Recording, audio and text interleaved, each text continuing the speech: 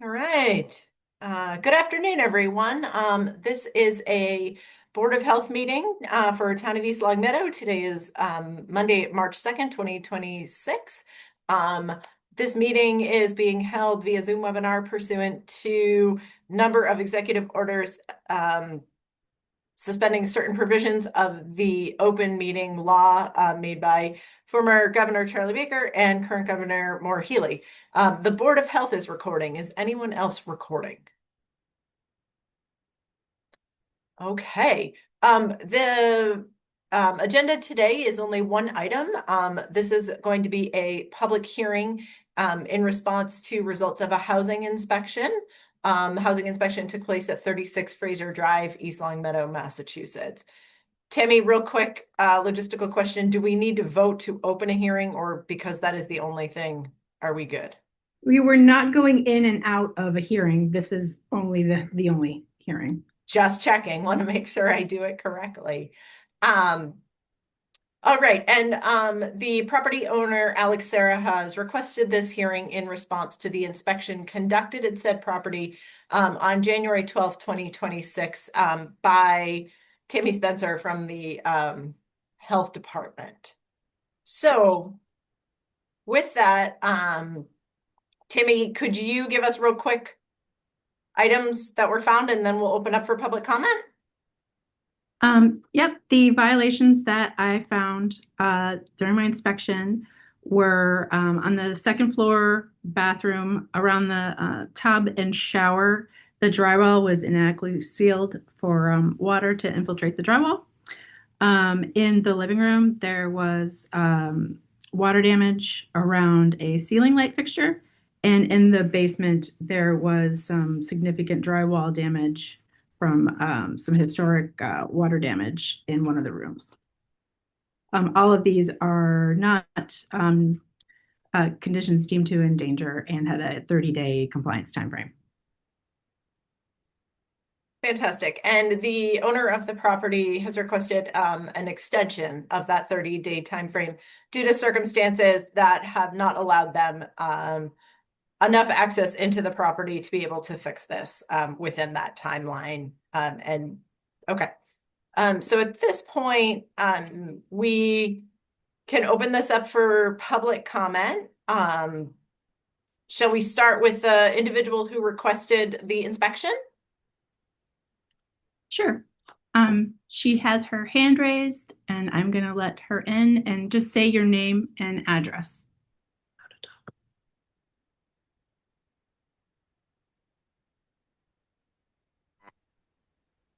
Hi, can you hear me? I didn't mean to raise my hand. I couldn't see my face and I am not great at technology. I apologize. We can hear you. Thank you. Okay, perfect. I have a statement that I kind of prepared. Am I allowed to make that statement? Christine, you're muted. I just realized that. I'm also not great at technology, you'd think, Oh, by this thank you for point. making me feel better. If you could share your full name and address, and then feel free to read your statement. Thank you. Yes. So my name is Kelsey Sarah. I reside at 36 Fraser Drive in East Longmeadow. And thank you for having me today and for allowing me to be present today. Do you want me to just go ahead and read my statement? Okay. Good afternoon. On April 4th, 2025, the same day my husband received the mold testing results, he filed for divorce and had already removed me from the homeowner's insurance policy. This left me unable to authorize remediation or relocate, exposing me to ongoing biotoxin risk despite my autoimmune conditions, which made me more medically vulnerable. Earlier on March 23rd, 2025, Alex was removed from the home by the police. I agreed to a verbal restraining order in order to try to preserve his career as an East Longmeadow police officer and to protect our daughter. My focus at that time was solely her safety. On March 24th, 2025, independent environmental testing identified Aspergillus and penicillium species in our home, mold genera known to produce ochratoxin A. My laboratory results showed ochratoxin A at 29.38, nearly 4 times the reference range. Following these findings, my physician documented that my presentation is consistent with chronic inflammatory response syndrome, or CIRS, from prolonged exposure to a water-damaged building. I have not left this home in years, just to note. The treatment plan states clearly that removal from exposure is essential for recovery and that remediation must be thorough. Before these environmental findings, I underwent gallbladder removal for biliary dyskinesia despite normal imaging, and was later diagnosed with gastroparesis and dysautonomia, or POTS. Ochratoxin A is documented as a neurotoxin affecting the immune system and central nervous system. My daughter required early intervention services to evaluate her for developmental delays and has experienced persistent rashes that were not relieved with steroids or any type of fungal creams, powders, any of the above. Other household members who have resided in this home also experienced headaches, similar skin rashes, other related health issues, including strokes and Parkinson's. After the reports, my daughter's provider faxed all of these findings to her pediatrician, which were also Alex and Jenna's pediatrician, as children who prescribed them fluconazole nearly monthly for chronic fungal infections. After the reports, these were sent to the pediatrician. Instead of the recommended urine mycotoxin testing, allergy testing was ordered, which does not detect these toxins, delaying proper evaluation of this 3-year-old child. I want to thank Tammy for taking the time to come in and do her inspection. However, visible mold was the focus. And one of the biggest challenges with mold is that spores and mycotoxins are microscopic and airborne. They cannot be reliably identified by sight alone and require specific testing. Although a remediation quote was issued to Alex Serra's email on 3/24 at his AOL email, his personal email, the home has not undergone comprehensive corrective action consistent with specialist recommendations. The remediation protocol states the home should not be occupied during demolition and remediation, which may take up to a month. No relocation plan has been established to occur that to happen safely. I have begun physician-directed treatment to eliminate mycotoxins, but this is limited if this exposure continues and I am unable to remediate it. I remain in this environment despite clear medical guidance that removal is critical. Prior to giving birth and before my chronic diagnoses, I worked as a nurse on a step-down unit and reviewed medical cases for clinical responsibility and systemic failures. I know how to examine laboratory data, timelines, and patterns. This is what I've tried to do here. This is not about conflict. It's about environmental exposure, medical necessity, and the ability to follow physician-directed care. I am asking for thorough remediation consistent with environmental findings and for the ability to protect my health and our daughter's health. Thank you so much for your time.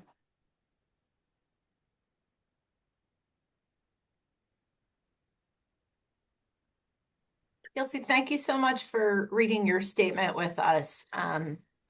Tammy, I know that the inspection only includes a couple of things. It's not a mold inspection. Is that correct? Yes. Okay. Do you Go ahead. want to keep the panelists on here, Kelsey Serra, as a panelist while you ask this question, or? Katie, do you have any questions for Kelsey? Well, Ancol Mold did the partial inspection, but it was like $300 a room. So Alex only allowed the bathroom to be completed, which they quoted about, I think, $7,000 to repair their mold in the bathroom. And then they quoted, I believe, over $10,000 for what they saw in the basement. But they said, if it's already here, then the walls are all connected. They said, we'd like to test the other rooms, but Alex wasn't willing to have the testing done. He also delayed my urine testing to be done. And until he was removed by the police, I wasn't able to send that back to my provider. And that's when the ochratoxin A came back at 4 times the limit of what it should be. And they started me on cholestyramine. But even still, Redwood Pediatrics has not completed the proper testing on Sophia, despite early interventionists sending the fax reports to them directly because Alex is, I don't know, in denial.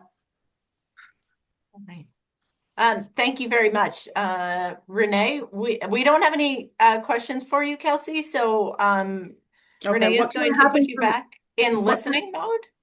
Sure. And what kind of happens from here? Or I'm sorry, I'm so like shaky. I wasn't sure if Alex was going to be present and I am literally terrified.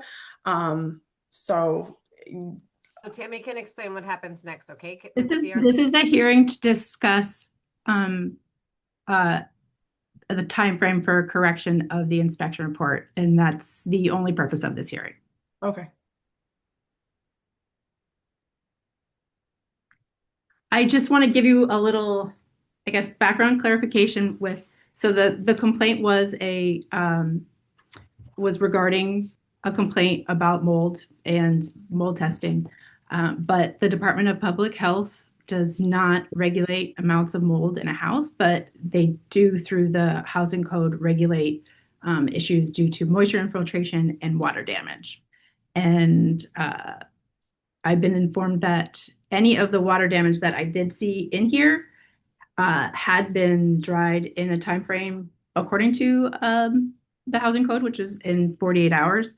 So that's why what we have seen here has a 30-day correction and not an immediate, because this is historic water damage for the drywall and the around the ceiling fixture. All right. Thank you for sharing that. Yeah, we appreciate that.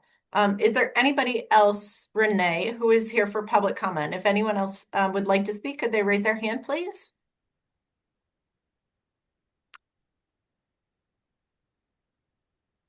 No, but I think that I guess the next would be whether or not the owner would like to speak about Okay.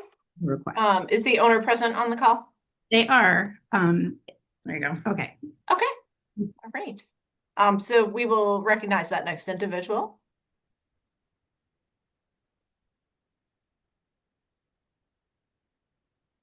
Hello. Are you online? Yes, I am. How are you? Great.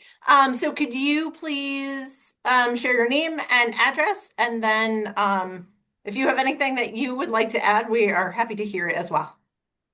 My name is Alex Sarah. My former residence was 36 Fraser Drive for the past 34 years. I currently reside at 162 Parker Street with my parents and my daughter Sophia full-time. All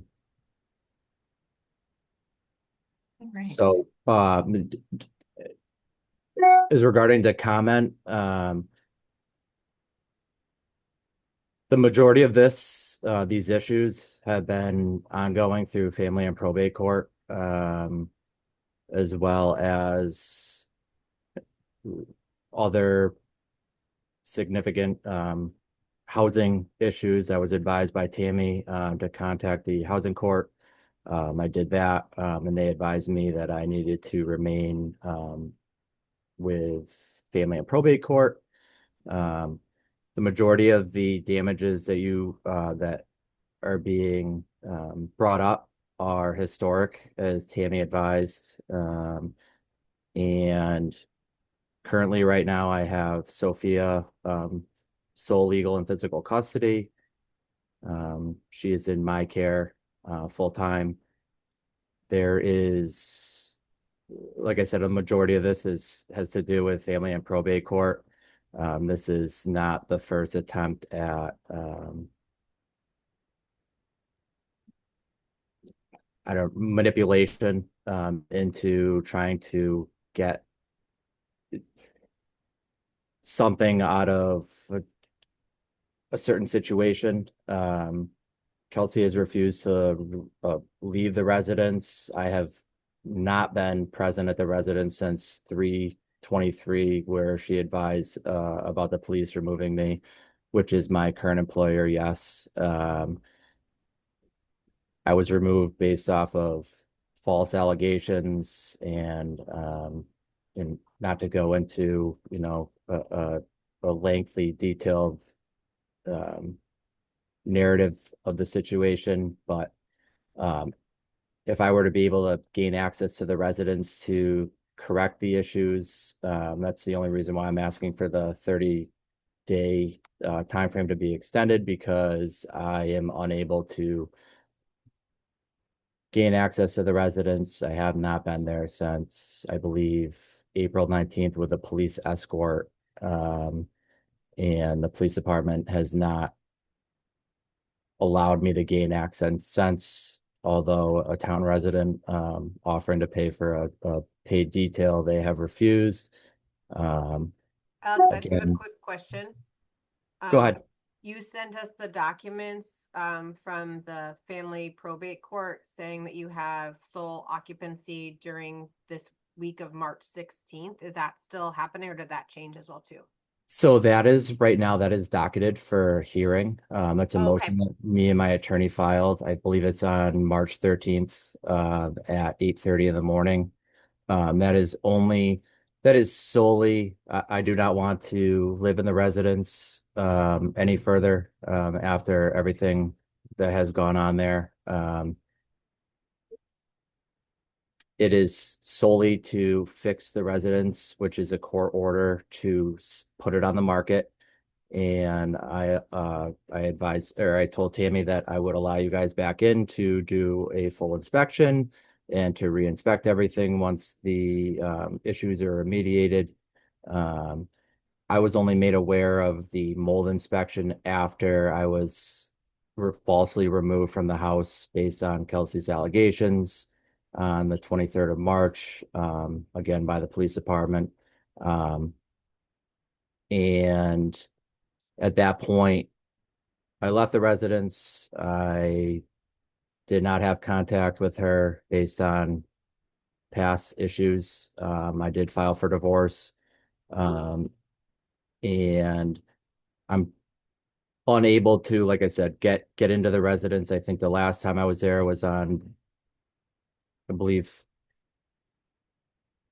on the 3rd of April. I was there to pick up firearms for a restraining order and was able to inspect the water heater that was installed by a professional plumber at the time, and the water release valve was flipped up, and that's why the 50 gallons of water was released into the basement, which you can see by the photo that I believe that I submitted to Tammy. Um, I am trying to get the house in order to put it on the market. But again, Kelsey has not been compliant with any court order thus far. She has not been compliant with the realtor, the court ordered realtor, to get in the house to take photos. The court order also states that she must keep the house in marketable condition and everything must be in showable um, in a showable presentation so that the house can be sold, and that has not happened either. So again, this is all a probate issue. Once I'm able to gain access, if the order on the 13th is granted, then I will have a week on, week off to go into the house, clean out any junk. Like I said, I've lived there since I was born in 1991. My parents built the house in 1985. The land was given to my parents by my grandfather, who owned it prior to that, who was a building inspector in East Meadow for many years. And that's pretty much it. I would have already taken care of the issues if they were a necessity, and I was able to gain access at this time, but I am not. So When will you know, Alex, if so you go to court on the 13th of March? We're just trying to figure out because when we make a motion, we have to make sure we have the timeline correct for the amount. 30 days is the window we can give. And so obviously if something happens on the 13th, you're gonna need to let Tammy know. Because then we'll have to do another meeting to vote if that order does not go through, just as an FYI, kind of in full transparency of the processes when we do these inspections.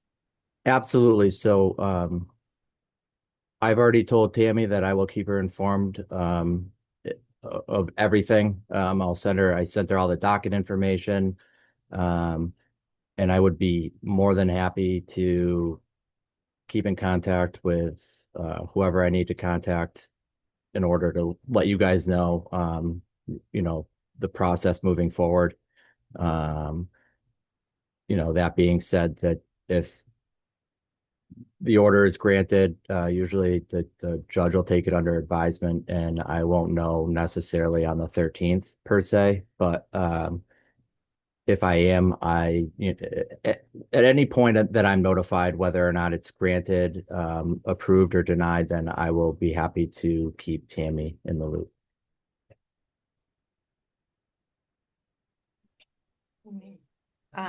Katie, do you have any other further questions for Alex? No, Alex, thank you so much for being here today. We appreciate your time, appreciate everyone's time today, really. So the matter at hand is to determine if we can give Mr. Sarah a 30-day extension on the on the correction issue for the 3 items that are in the limited sanitary inspection. If we did that, 30 days from today would be April 1st. Would be 30 days from the end of the 30 Oh. days. So April 3rd. April 3rd. Okay.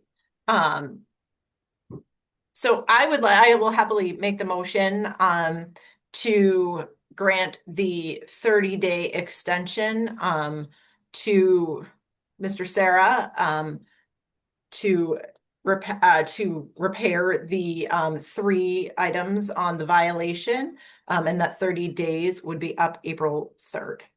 I second. All right, and we will do a roll call vote. Christine Johnston, aye. Dr. Katie Jobbins? Aye. All right, so that motion is passed. Alex, thank you so much. Just stay in touch with Tammy. If anything changes in your ability to access the property, just let her know and keep her informed, okay? With that, we don't have any further items on the agenda tonight or this afternoon. Tammy, is there anything else?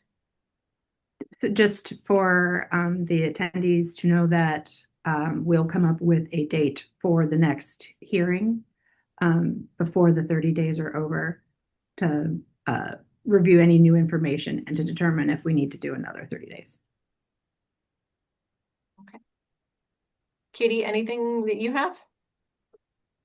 It looks like Miss Sarah keeps raising her hand, but I just want to let her know there's no additional comments. So the way this works is that you're not allowed to speak again, Mrs. Sarah. So this is, unfortunately, you're not allowed to keep raising your hands now. Thank you for catching that. Mm-hmm. Appreciate that. All right. So then do we motion to close the hearing because it's a formal hearing? All right, I motion to close the hearing. All right. And I will second that motion and a roll call vote. Christine Johnston, aye. Dr. Katie Jobbins? Aye. All right. Thank you everyone for your time this afternoon. We really appreciate it. Hope everybody has a safe evening. Take care. Thank you, guys. Thank you.